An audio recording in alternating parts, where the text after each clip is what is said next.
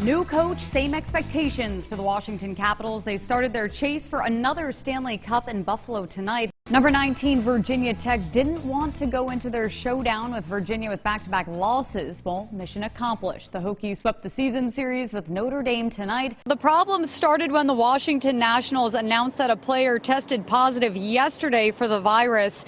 Then immediately 4 other Nats players quarantined due to contact tracing. But at the time, Nats GM Mike Rizzo said the game was still going to be played. Matt Scoggin told me you had no water for 6 days in your apartment during that ice storm. How were you able to overcome that adversity and win 2 Big 12 conference titles? Oh man, that was really hard. Elliott, at Darlington, you'll be paid tribute to a throwback paint scheme. That means he's old. I was just going to say, how does it make you feel? Allison Gibson has had a tremendous story. She's one of the seniors here that we're highlighting at the Big 12 Conference Championships. She actually was found by Matt Scoggin as a swimmer at the age of 9 years old. Matt used to talk to her. They would sit next to each other after kick sets. He said what stood out to her, she was always outworking everyone. She was always ahead. The Super Bowl isn't for another week, but Ron Rivera has already picked up the biggest win of the NFL season. He's cancer-free. What can we look forward to tomorrow in the platform events? Well, history. Jordan Windle's looking to win 4 straight platform titles for the first time. No man's ever done that. Before Virginia hosts Virginia Tech tomorrow at noon right here on ABC 8, we'll be breaking down everything you need to know about the history of this rivalry. We continue our coverage of the 20th anniversary of the Siegel Center as the VCU Rams host North Texas tonight. Martin Truex Jr. led after stage 1, fought through adversity after spinning out in stage 3, and took home the checkered flag, his second in Richmond and second of the playoffs. Former Virginia Tech quarterback Bruce Arians has been coaching for 46 years, and it's all led up to this moment. The Texas native O'Neal won her first Big 12 Conference Championship title on the 3-meter springboard. She became the 4th freshman to win a title on 3-meter, and she could make history tonight if she wins back-to-back 3-meter and 1-meter titles, the first freshman to ever do that. But she is seated behind her teammate, Paola Pineda, the junior from Veracruz, Mexico.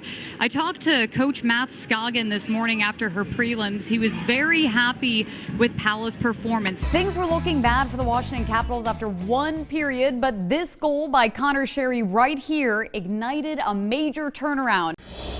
Coach, congratulations on being inducted into the NASCAR Hall of Fame and named to the NFL 100 all-time team. What do those honors mean to you, especially coming from not one, but 2 different sports? Hey, Natalie, how you doing? If the pandemic put a damper on your summer, don't worry. We're showing you ways to have fun safely right here in Virginia and across the Southeast.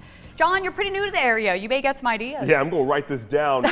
Guys, it's a great day to have a great day because the Richmond Flying Squirrels have fallen right in line with state regulations. So that means we could be at full capacity for tonight's game against the Altoona Curve. Tiger Woods was hospitalized after a car accident early this morning in Los Angeles. According to ESPN, Woods suffered a compound leg fracture and a shattered ankle requiring surgery.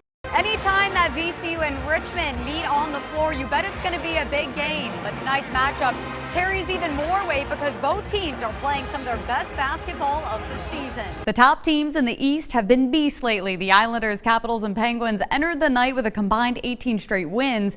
Washington trying to run its own streak to 5 in a row against Buffalo. Phil Mickelson has pretty much done it all in golf, winning 5 majors and 44 PGA Tour events. But for just the second time, he'll be competing on the Champions Tour. You can't get Richmond and VCU fans to agree on much, but both groups will be happy to share home court advantage for the tournament, which runs March 10th through the 14th. A lot of tears, yes. He said the waterworks happen for the players, for the coaching staff. I mean, these guys work so hard every day, their whole life to get on this stage to earn a seed in the NCAA tournament.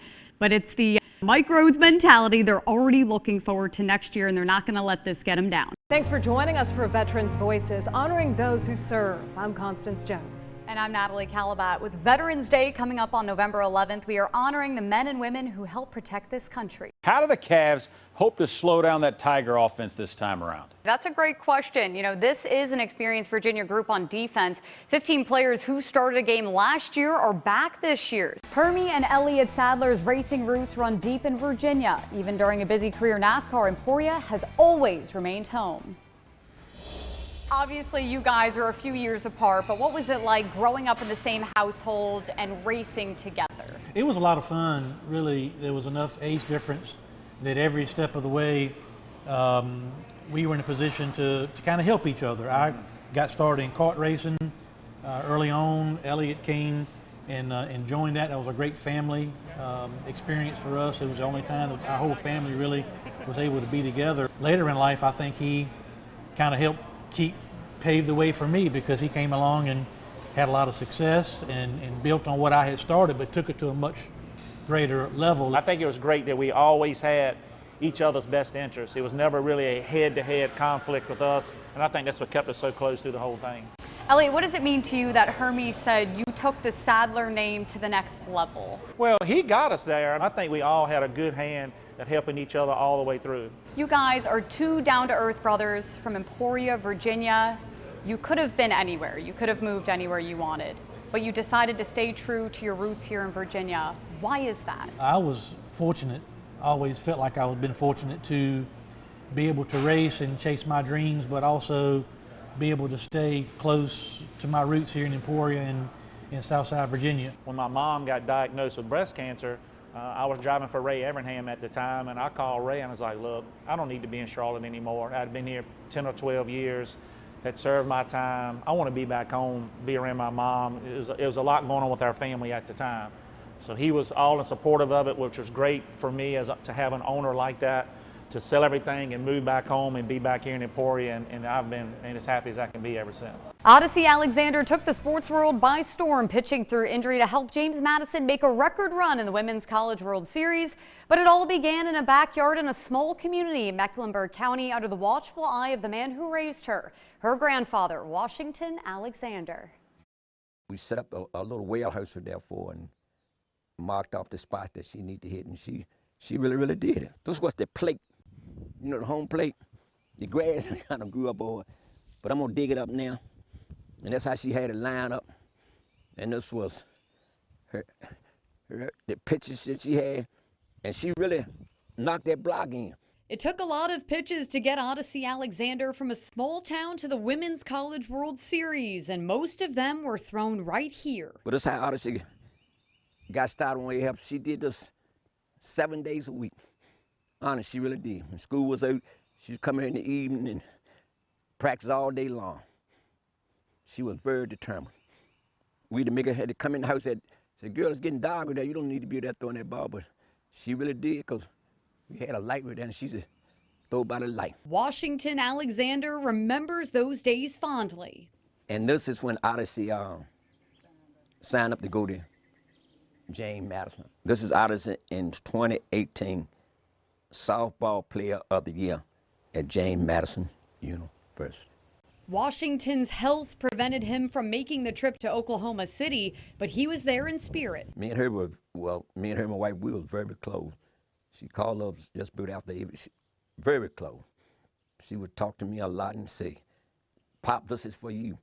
Because she know that I couldn't be there, and everything she did, especially when she said, Pop, this is for you. Odicci received a standing ovation from fans of all teams when she came out of her final game against Oklahoma. I was kind of in tears myself, because I really, I know I said, CC, you need to get out of that. But I think everybody was in tears, because she had tried so hard. And once she gave all she could give, she had tried really hard, and it didn't work out for her, so that's why she really broke down.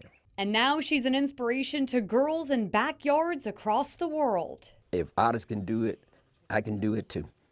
It makes them, I don't know how to put that in words, but yeah, believe in themselves that I can do anything.